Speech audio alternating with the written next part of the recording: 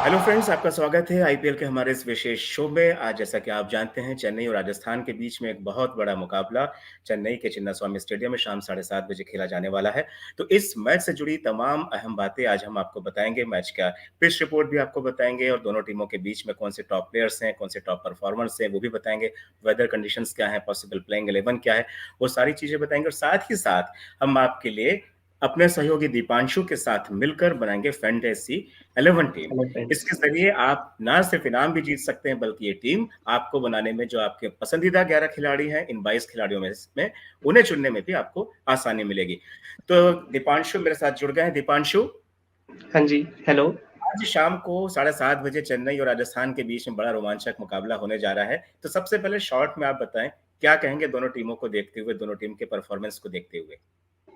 दोनों के बीच में बहुत शानदार मुकाबला देखने को मिलेगा। ऊपर से चेन्नई के मैदान पे खेले जाने वाला है, तो चेन्नई का पलड़ा भारी भी लग रहा है। वहीं दोनों टीमों के मुकाबलों की बात करें तो अब तक दोनों टीमें 3-3 मुकाबले खेल चुकी हैं, जहाँ दोनों टीमों को 2-2 मुकाबलों में जीत मिली है और 1 मुकाबलों में हार भी मिल चुकी है। तो ये देखना बड़ा दिलचस्प रहेगा कि आज का मुकाबला दोनों की टीमों के लिए तीसरी जीत के लिए रहेगा। बिल्कुल तीसरी जीत के लिए रहेगा। और सीएसके को अगर देखें ना दीपांशु, मुझे लग रहा है सीएसके को जो होम ग्राउंड में खेलने का फायदा यहाँ पर मिलेगा। और वैसे भी इस पिच पर, तो इस ग्राउंड पर तो सीएसके का रिकॉर्ड बहुत अच्छा है। इसके अलावा अगर हम इसके कॉन्टेस्ट में बात करें कि राजस्थान के खिलाफ सीएसके का अगर ओवरऑल परफॉर्मेंस अब तक क्या रहा है, ओवरऑल रिकॉर्ड क्या रहा है, वो भी सीएसके का ही बेहतर है। सीएसके ने अब तक 26 मुकाबले खेले हैं राजस्थान के खिलाफ, जिसमें कि वो 15 मुकाबलों में जीता है और राजस्थान सिर्फ 11 मुकाबलों में जीता है। हालांकि राजस्थान ने एक जख्म सीएसके को वो दिया है जो कभी भरा नहीं है। 2008 का फाइनल मुकाबला था जिसमें राजस्थान रॉयल्स ने सीएसके को आईपीएल के फाइनल में हराकर खिताब भी जीता था। खैर, ये तो हो गई 15 साल पुरानी बात, लेकिन 15 मैचों में अभी भी सीएसके आगे चल रहा है।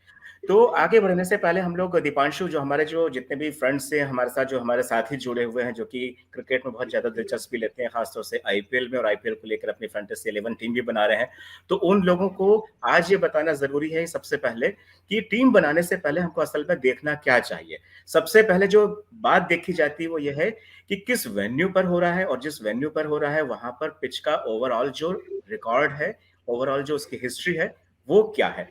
अगर हम चिन्नास्वामी स्टेडियम की बात करें तो यहाँ पर सबसे पहले देखने वाली बात ये होगी कि यहाँ पर वेदर कंडीशंस कैसी है। तो वेदर कंडीशंस को लेकर फिलहाल नॉर्मल है।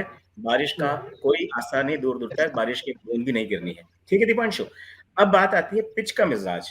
पिच के मिजाज को हम देखें तो चेन्नई के पिच को पाटा पिच भी कहते हैं, और ये भी कहा जाता है कि ये बल्लेबाजों के लिए स्वर्ग है। ऐसे में यहाँ पर अभी जो पिछले जो मुकाबले हुए वो बहुत ही हाई स्कोरिंग हुए हैं, बहुत ज्यादा। 200 के पार दोनों ही टीमों ने बनाए हैं। तो ऐसे में इस वाले मुकाबले को लेकर भी ये कहा जा सकता है, ये माना जा रहा है कि हाई स्कोरिंग मुकाबला होगा। अब बात ये देखने वाली है कि अगर हाई स्कोरिंग मुकाबला यहाँ पर होता है तो फिर गेंदबाज कौन से यहाँ पे काम आएंगे, स्पिनर्स कौन से काम आएंगे, किन स्पिनर्स को रखना चाहिए, किन पेस बॉलर को रखना चाहिए। वहीं दूसरी तरफ दीपांशु, जो देखने वाली बात यह है कि अगर बाय द वे मान लीजिए कि सीएसके का होम ग्राउंड में चिन्नास्वामी स्टेडियम में परफॉर्मेंस या रिपोर्ट कार्ड बहुत अच्छा है, तो आप राजस्थान रॉयल्स को भी कमजोर मत समझिए। अगर उसको बैटिंग पिच मिल गई, फिर आप मानकर चलिए वो बड़ा से बड़ा टारगेट चेस करने में उन्हें कोई दिक्कत नहीं होगी। और अभी जो चिन्नास्वामी यहाँ का जो पिच रिकॉर्ड है, वहां पर यह है कि जो भी टॉस जीतता है वो पहले फील्डिंग करना पसंद करता है, पहले बॉलिंग करना पसंद करता है, ताकि जो भी उसे टारगेट मिले 200, 210, 220, वो उसको चेस कर सके। तो अभी तक यहाँ पर हाई स्कोरिंग मैचेस ही हुए, लेकिन आज देखने वाली बात होगी कि कौन सा यहाँ पर बल्लेबाज टॉप परफॉर्मर होता है, कौन सा गेंदबाज टॉप परफॉर्मर होता है। क्योंकि ये पिच देखा जाए तो बल्लेबाजों की भी है, देखा जाए तो गेंदबाजों की भी है, लेकिन किसी भी नजरिए से देखें तो हाई स्कोरिंग मुकाबला होगा। तो हम लोग अब कुल मिलाकर पिच की तो हम लोग बात कर ही चुके हैं दीपांशु। अब हम लोग अपने फैंस को, टीम को लेकर, हम जो हमारी जो फैंटेसी 11 है उस पर हम लोग चर्चा करते हैं। तो पहले आप बताएं कि आपने अपनी टीम क्या रखी है, आज के मुकाबले के देखते हुए आपने किन किन प्लेयर्स को मौका दिया है? मैंने अपनी टीम में ड्रीम 11 टीम में जोस बटलर को सबसे ओपनिंग के लिए जगह दी है। इसके बहुत अलावा बढ़िया। ऋतुराज गायकवाड़, ठीक है। यशस्वी जायसवाल, संजू सैमसन, मोइन अली, रविंद्र जडेजा, ठीक है। अंबाती रायडू, मिचेल सेंटनर, युजवेंद्र चहल, रविचंद्रन अश्विन और ट्रेंट बोल्ट। ट्रेंट बोल्ट को भी आपने लिया है। यहाँ पर आपने 3 टॉप परफॉर्मर हैं जो मैं देख रहा हूँ सीएसके के, उनमें उनमें से एक मोइन अली भी हैं। आपने मोइन अली को क्यों पिक किया? मोइन अली को लेकर सस्पेंस था, जैसे वो लास्ट मैच में वो खेल नहीं पाए थे, तो इस बार हाँ, अभी भी डाउट है कि वो खेलेंगे नहीं। अभी तक सोर्सेज आ रहे हैं कि वो फिट हो गए हैं, लेकिन अभी हाँ। 50-50 है। इस वजह से मैं उनका डाउट में रखा नहीं नाम मैंने उनका। अच्छा, इस वजह से। और बाकी ये यजवेंद्र चहल को लेकर आपको क्या लगता है कि इस पिच पर जो कि हाई स्कोरिंग है, यहाँ पर यजवेंद्र चहल कुछ कमाल दिखा सकते हैं? जिस तरह से उनकी लेग स्पिन है वो एक तरह से बहुत ही कारगर होगी, और जिस तरह से उन्होंने लास्ट मैच में 4 विकेट भी लिए थे, तो एक तरह से देखने वाला रहेगा कि ये जो सीएसके के बल्लेबाज है उनके रोकने का काम करेंगे। तो सीएसके के बल्लेबाज एक बार फिर से बताइए, आपने कौन-कौन से चुने अपनी फैंटेसी 11 में? सीएसके के बल्लेबाजों में मैंने रखे हैं, अंबाती रायडू को रखा है सिर्फ मैंने, और इसके अलावा मैंने ऋतुराज गायकवाड़ को रखा है मैंने। अंबाती रायडू और ऋतुराज गायकवाड़ को। गायकवाड़। ड्वेन कॉनवे पे आपने भरोसा नहीं जताया है, ठीक है। आपको लग रहा है कि ड्वेन कॉनवे फंस फॉरेन सकते हैं। 4 क्रिकेटर्स को रखना था, इस वजह से मैंने उनको नहीं रखा मैंने। नहीं, ठीक है, चलिए, ये आपकी फैंटेसी 11 है। चलिए, अब मैं भी अपनी जो मेरी जो टीम है वो भी मैं भी शेयर कर लेता हूँ यहाँ पर, ताकि फिर हम लोग फटाफट से जो फैंटेसी 11 है वो हम लोग अपनी बना सकें, है ना? तो इस वक्त जो 11 खिलाड़ी जो मैंने अपने जो सोचे हैं अपनी फैंटेसी 11 के हिसाब से, ड्वेन कॉनवे को सोचा है, ऋतुराज गायकवाड़ को सोचा है, अजिंक्य रहाणे को सोचा है, Ravindra Jadeja, Mitchell Santner, Jos Buttler, Sanju Samson, Yuzvendra Chahal, R Ashwin, Yashasvi Jaiswal और ट्रेंट बोल्ट। ये मेरे 11 खिलाड़ी हैं जो मैंने चुने हैं। आप स्क्रीन पर देख सकते हैं। यजुवेंद्र चहल हैं साथ में, आर अश्विन है, इनको मौका दिया है क्योंकि आर अश्विन कमाल का। और यशस्वी इनका होम जायसवाल ग्राउंड भी चेपॉक का है, तो उनको जी, उसका फायदा उठाना भी जरूर समझेंगे। फायदा भी जरूर समझेंगे। ट्रेंट बोल्ट को रखा है। ड्वेन कॉनवे को आपने आपने ड्वेन कॉनवे को नहीं रखा, मैंने रखा है इस बार। हाँ जी। ऋतुराज गायकवाड़ को भी मैंने रखा है। अजिंक्य रहाणे, पिछले मैच में आपने इनका देखा जी, खेल, तो गजब का 27 परफॉर्मेंस। गेंदों में 61 रनों की पारी खेल के इन्होंने एक तरह से। वर्ल्ड कप का जो फाइनल होना है, जी। वर्ल्ड कप टेस्ट का, उसके लिए तो दावा ठोक दिया। मिशेल सेंटनर को रखा है, जॉस बटलर को रखा है, संजू सैमसन को रखा है। यहाँ पर जो मैं एक बार अपने जो हमारे जो दर्शक हैं, आप लोग सोच रहे होंगे कि ड्वेन कॉनवे या ऋतुराज गायकवाड़ इनको रखने के पीछे क्या वजह है, इनके सब रीजन भी आपको बता देते हैं। लखनऊ में जो इन लोगों ने पिछला जो मैच खेला, ऋतुराज गायकवाड़ और ड्वेन कॉनवे ने, इन दोनों ने शतकीय साझेदारी की थी। तो ये जोड़ी फॉर्म में है, और इस वक्त ये जो पिच है ये इनके इनके मिजाज के हिसाब से है। जैसा ये चाहते हैं, जैसे शॉट मारना चाहेंगे, छक्के चौके मारने के लिए ये पिच बनी हुई है, और उसमें ये दोनों मास्टर हैं। आईपीएल में तो इनका परफॉर्मेंस अलग ही है। इसके अलावा अजिंक्य रहाणे को जो रखने की वजह है वो ये है कि पिछले मैच में जिस तरह से वो खेले हैं, वो वाकई काबिले तारीफ है। और इस वजह से उन्होंने वर्ल्ड कप की जो टेस्ट का जो फाइनल होना है उसके लिए भी उन्होंने अपनी दावेदारी ठोक दी है, और महेंद्र सिंह धोनी इनको आज जरूर खिलाएंगे। अरे दीपांशु, मैं एक चीज और आपको बता रहा था कि हाँ आज जी। हम लोगों ने इसमें से एक खिलाड़ी को, रविंद्र जडेजा को जो हमने रखा है, रविंद्र जडेजा को लेकर एक बात ये कहना चाहूंगा कि आज महेंद्र सिंह धोनी का 200 आईपीएल है ये। जी। तो ये माना जाए कि रविंद्र जडेजा इस बार अपने गुरु जी को गुरु दक्षिणा दे पाएंगे मैच जिताकर। तो आज रविंद्र जडेजा को तो खेलना पड़ेगा, जी। और बढ़िया खेलना पड़ेगा। और अगर उनकी बैटिंग आई तब सवाल ये भी है, बीच में अंबाटी रायडू भी हैं, अजिंक्य रहाणे भी हैं, 20 ओवर हैं, और pitch no one can say कि क्या टर्न लेती है आगे। उसके अलावा हम बात करें मिशेल सेंटनर की। मिशेल सेंटनर को इसलिए भी लिया क्योंकि जो भारत में जो भी T20 सीरीज हुई थी, तो ये न्यूजीलैंड टीम के कैप्टन भी थे और अच्छे घातक बल्लेबाज भी हैं, और बॉलिंग तो इनकी खैर कमाल की है। इनको आप न्यूजीलैंड का रविंद्र जडेजा इनको आप आसानी से कह सकते हो। तो अब बात करते हैं दीपांशु जोश बटलर की। जोश बटलर को आपने भी लिया, जोश बटलर को मैंने भी लिया। जोश जी। बटलर वो है, इनके जोश को देखकर जो विरोधी अपना होश खो बैठते हैं, वो है जोश बटलर। पिछले मैच में भी ताबड़तोड़ बैटिंग की, फॉर्म में चल ही रहे हैं, और तो इस पिच पे पता नहीं क्या करेंगे, ये रात में ही पता चलेगा।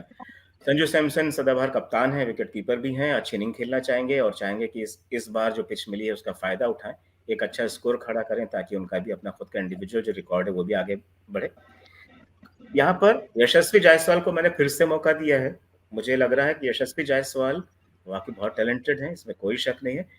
उस टैलेंट के अलावा जो एक नई चीज इनकी इस बार आईपीएल में दिखाई दे रही है, वो है इनका अटैकिंग जो स्टाइल है। इतना ज्यादा अटैकिंग स्टाइल, इतना आक्रामक अंदाज है कि दूसरे एंड पर जोश बटलर अगर खड़े रहते हैं तो वो भी चुप होते हैं, शांत रहते हैं। उनको लगता है कि भाई चल तू ही मार ले, तू ही मारते जा, मैं तो बस सिंगल्स ले लेके तुझे स्ट्राइक दे रहा हूँ, है कि नहीं? वो जी। देखा होगा आपने कैसा पिछले मैच में अब भी। तक के 3 मुकाबलों में दोनों बल्लेबाजों ने 2 मैचों में अर्धशतकीय पारियां खेली हैं, दोनों खिलाड़ियों ने। बताओ, अर्धशतक की दोनों ने मिलकर। तो ये मतलब जी। शुरुआत के 3-4 ओवर में ये डिसाइड कर देते हैं कि करना क्या है। और यशस्वी जायसवाल तो पहले गेंद से शुरू होने लग गए हैं आजकल। इनकी बैटिंग में जी। कभी कभी मुझे सनत जयसूर्या दिखाई देने लगते हैं। सनत जयसूर्या भी पहले गेंद से ही श्रीलंका। श्रीलंका के बैट्समैन थे, वो पहले गेंद से शुरू हो जाते थे। तो यशस्वी जायसवाल में मुझे उनका ही अंदाज दिखाई देता है। खैर, और ट्रेंट बोल्ट की बात करें तो ट्रेंट बोल्ट का रिकॉर्ड इस वक्त सबसे अच्छा चल रहा है। हर कोई अपनी फैंटेसी 11 में ट्रेंट बोल्ट को लेना चाहेगा, पिच चाहे कैसी भी क्यों ना हो, कैसे? क्योंकि इनके लिए कहते हैं कि पहले ही ओवर में ये मैच का जो है ना रुख वो पलट देते हैं। अब इस पिच पर भी बोल्ट चल गए तो आप फिर देख लीजिएगा कि काफी कुछ चीजें यहाँ पर बदल जाएगी। तो अगर हम देखना चाहें तो चेन्नई की टीम के पास पेस बॉलर के रूप में कोई ऐसा खास दमदार गेंदबाज नहीं है, जैसे राजस्थान के पास ट्रेंट बोल्ट है। बिल्कुल, दीपक चहर का तय है नहीं कि वो खेलेंगे कि नहीं खेलेंगे, जी। उनका पूरी तरह से डाइस ही है। तुषार देशपांडे हैं, हालांकि ड्वेन प्रेटोरियस को ये लोग खिला सकते हैं, जिसके कि चांसेस लग रहे हैं, अच्छे ऑलराउंडर हैं। बेन स्टोक्स भी इनके पास हैं, लेकिन बेन लेकिन स्टोक्स वो भी काम नहीं आ पा रहे हैं। वो बेन स्टोक्स खेल ही नहीं पा रहे हैं, जबकि 2020 जिताने वाला भाई वर्ल्ड कप, और उसके अलावा वो भी जिताने वाले वनडे का वर्ल्ड कप जिताने वाले जी। बेन स्टोक्स, पता नहीं उनका बल्ला खामोश है और गेंदे भी उनका कमाल नहीं कर पा रहे हैं। हालांकि फील्डिंग बड़ी अच्छी कर रहे हैं, कैच वैच तो वो बड़े जबरदस्त पकड़ रहे हैं। तो अब ये हो गई हैं सबकी अपनी अपनी टीमें। अब हम लोग फैंटेसी 11 के लिए जो हमारे दर्शक जुड़े हुए हैं, इनके लिए हम लोग टीम बनाना शुरू करते हैं। हाँ जी। मेरा ये मानना है, चलिए आप सबसे पहले आप किसको लाइनअप में रखना चाहेंगे, उसके बाद फिर हम लोग तय करेंगे कि कैप्टन कौन होगा। हम लोग पहले ओपनर, उसके बाद फिर ओपनर। मिडिल ऑर्डर के बैट्समैन, ऑलराउंडर, फिर स्पिनर्स और तेज गेंदबाज, ऐसे हम 11 जी। खिलाड़ियों का चयन करते हैं। ठीक है, पहले सबसे हाँ पहले जी। आप किसको जोड़ना चाहेंगे? सबसे पहले मैं पहला जोस बटलर से शुरुआत करना जोश चाहूंगा बटलर, मैं। जी। ठीक है, जोश बटलर, आई एग्री। हाँ जी। उसके बाद मैं ऋतुराज गायकवाड़, मतलब दोनों की जो कॉम्बिनेशन है, जोड़ी है, उसको मैं कंटिन्यू रखना चाहूंगा मैं। जी, ठीक है, जोश बटलर, ऋतुराज गायकवाड़, ठीक है, 2 खिलाड़ी हो गए। यशस्वी जायसवाल। यशस्वी जायसवाल, ठीक है, टैलेंट के हिसाब से, ठीक है। हाँ जी। फिर इसके बाद ठीक है, मिडल ऑर्डर शुरू हो जाएगा। हाँ, संजू सैमसन, ठीक है। रविंद्र जडेजा। तो आप सीएसके से सीधे रविंद्र जडेजा पे आ रहे हैं, अंबाटी और अजिंक्य रहाणे को आप नहीं ले रहे? नहीं, इसके बाद अजिंक्य रहाणे आएंगे इसके बाद, जडेजा के बाद? क्योंकि जडेजा के रविंद्र बाद, जडेजा हाँ, कभी का हिटर्स लंबे हिट मारने में भी बहुत सफल रहे हैं। ठीक है, ठीक है, रविंद्र जडेजा के बाद आपने अजिंक्य रहाणे साहब को ले लिया, ठीक है। हाँ जी। और अगर मोइन अली खेलते हैं तो मोइन अली को भी जगह दी जा सकती है। 7वें नंबर पे, ठीक है, अजिंक्य रहाणे। अजिंक्य रहाणे हो गए।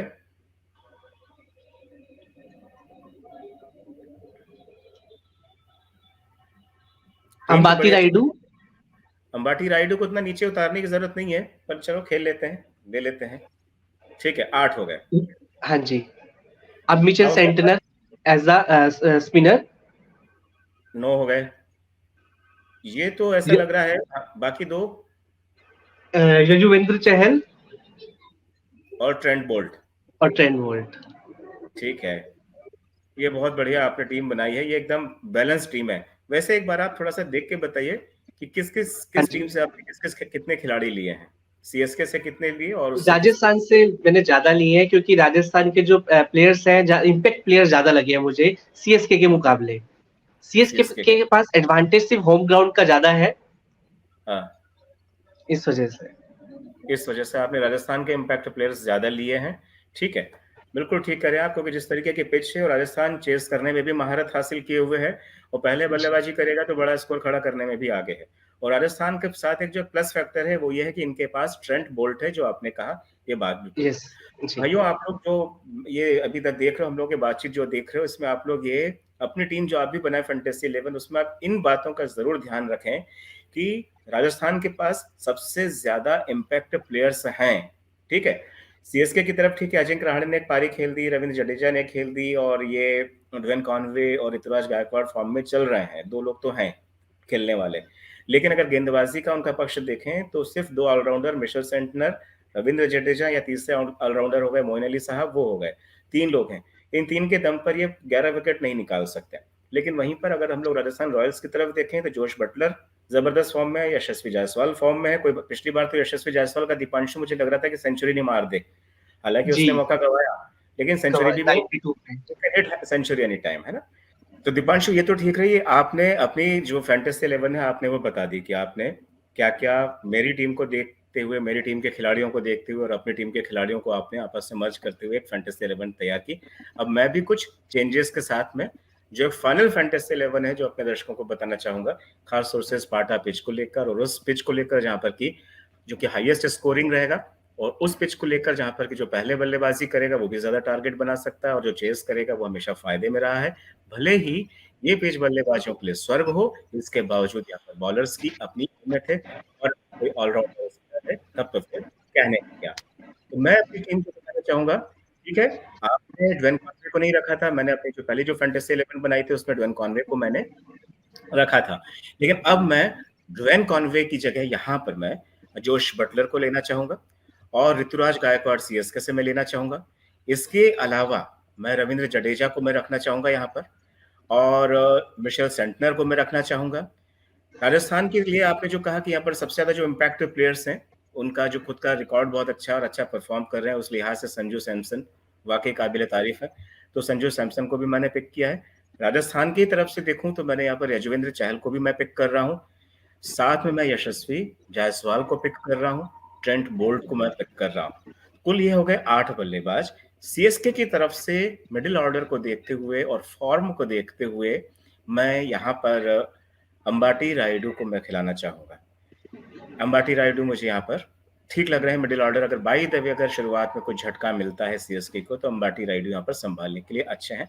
इसके अलावा मैं मोइन अली को यहाँ पर खिलाऊंगा, क्योंकि मोइन अली अच्छे ऑलराउंडर हैं, और अगर वो आज ठीक हुए तो वो खेलेंगे। इनकेस अगर मोइन अली को नहीं खिलाते हैं तो उनकी जगह ड्वेन प्रेटोरियस को रखूंगा। और जबकि 11वें नंबर पर यहाँ पर जो मुझे जो समझ में आ रहा है इस पिच को देखते हुए, क्योंकि ट्रेंट बोल्ट है यहाँ पर, लेफ्ट हैंड के तेज गेंदबाज हैं इसके पास, राजस्थान रॉयल्स के पास, तो सीएसके को देखते हुए मैं यहाँ पर तुषार देशपांडे को रखना चाहूंगा।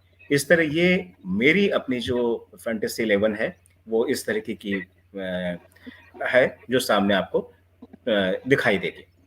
जी दीपांशु, तो आप कुछ कहना चाहेंगे टॉस को लेकर, कुछ कहना चाहेंगे? ये तो फैंटेसी 11 बन गई, काफी कुछ जो आपने सोचा, काफी कुछ मैंने सोचा, हम लोग एक ही जैसा सोचा और उसी को देख के हमने ये टीम बनाई है। अब बाकी अब इनका देखेंगे मैच के बाद, मैच के दौरान कौन कितना परफॉर्म करता है, ताकि जब हम दोबारा फिर जुड़ेंगे अगली टीम की फैंटेसी 11 बनाने के लिए अगले मैचों को देखते हुए, तो हमारे जितने जुड़े हुए जो दर्शक हैं वो कुछ नई चीजें और समझ पाए, जान पाए। लेकिन एक बात मैं यहाँ पर आपसे कहूंगा दीपांशु, जो कि बड़ी अजीब सी लग रही है, लेकिन क्या करें, मजबूरी ऐसी है कि आज सीएसके का मैच है, राजस्थान के साथ है। सीएसके के कप्तान है माही, आज उनका 200वां मैच है। उसके बावजूद ना तो माही को आपने जगह दी, ना माही को मैंने जगह दी। सवाल यही है कि उनका डाउन जो बैटिंग ऑर्डर इतने इतने नीचे है, कभी वो 7वें नंबर पर आ जाते हैं 3-4 गेंद खेलने के लिए, 4-5 गेंद खेलने के लिए। तो उस वजह से ये है कि माही को हम लोग चाह कर भी अपनी जो फैंटेसी 11 में उसमें हम ले नहीं पा रहे हैं। जबकि देखा जाए तो क्या गजब का फॉर्म है उनका इस वक्त, पहली ही गेंद पर अगर वो 6 मार के आगाज करते हैं तो क्या फिर कहा जाए। लेकिन चलिए, ये भी एक विडंबना है, कोई बात नहीं। तो साथियों, ये थी हमारी फैंटेसी 11, और हमें उम्मीद है कि आपको हमारी फैंटेसी 11 आपको अपनी टीम बनाने के लिए काफी मदद देगी, और आप उम्मीद करते हैं आपने काफी कुछ यहाँ पर सीखा, जाना होगा। एक चीज का जरूर ध्यान रखें, जब भी आप टीम बनाएं तो मैच का वेन्यू और पिच रिपोर्ट जरूर देख लें। उसके साथ साथ ये भी देख लें कि किस टीम का गेंदबाज सबसे दमदार है और किस टीम का बल्लेबाज सबसे दमदार है।